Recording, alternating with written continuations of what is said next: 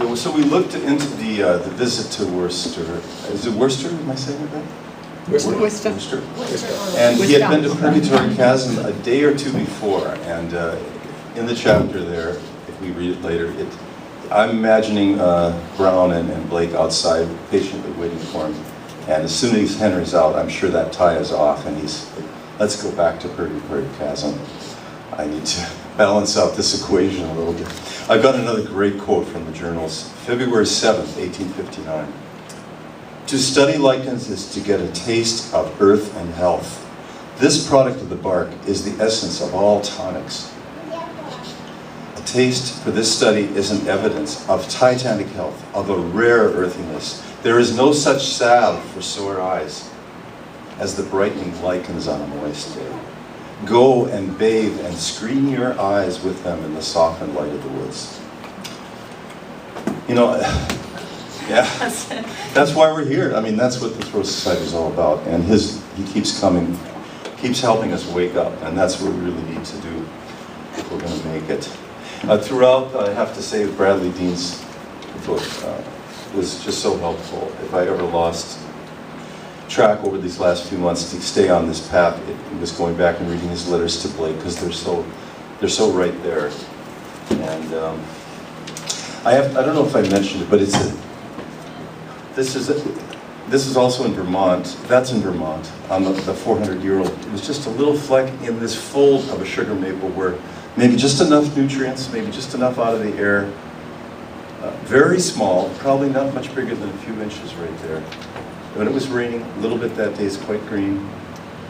It's a old growth indicator, certainly. It's used in Europe and other places. That's in Lake Superior. That's on a red maple. But it's also, it does not like pollution. It does not like edge. It does not like old growth. It doesn't do well in those situations. Kind of like us, I would imagine.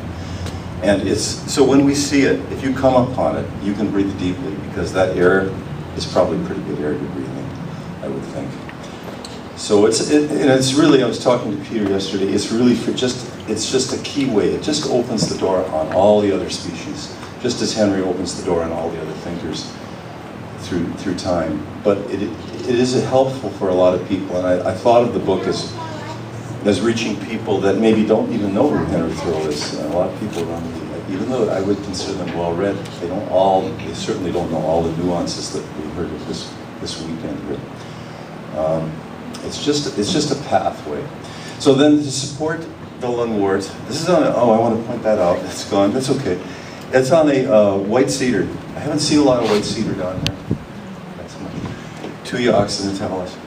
But I sort of tried to create a buzz in my neighborhood. Let me know some anecdotes. You find it in the old growth. We're fortunate in the lee of Lake Superior to still have a lot of old growth there.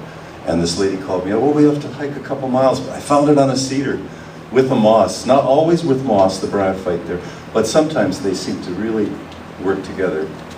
And we did find that on a cedar, an old cedar. These cedars, they may not look that old, but the ring pattern tells me that's probably a 200-year-old tree. Extremely slow growing. So, any questions? Because we're going to maybe do some other stuff from the book. Any questions on lungworts? How to find them? As far as white cedar goes, yeah. It is most of the white cedars have been taken out of Massachusetts bogs, and they've shingled all the houses in Nantucket, the Vineyard, and the Cape with the white cedar, and so they were primarily in bogs, northern relics. Yeah. That got them. Yeah, it's a wonderful tree. The tree of life. Arbor vitae, you call it that, or is that's another type of cedar? Cypress.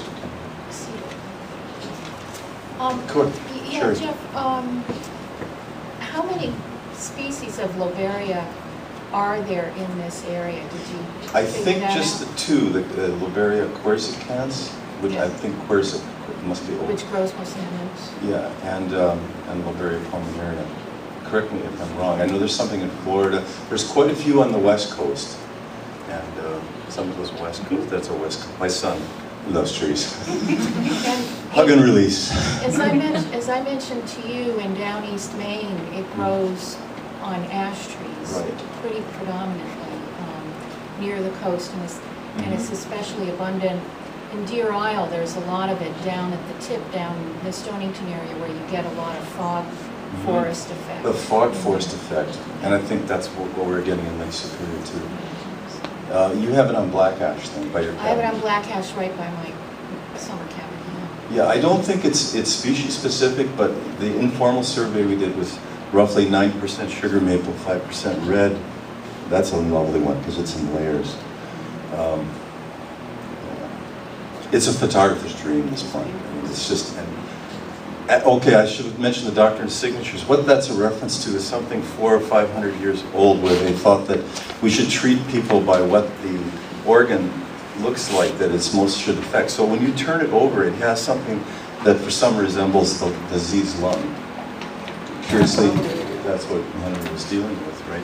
So I don't see anything in the records, but I know when he goes to Joe Polis and later he's boiling lichens, I wonder if he's thinking, if I was him, I would have been trying some stuff. So he does start actively using medicinals.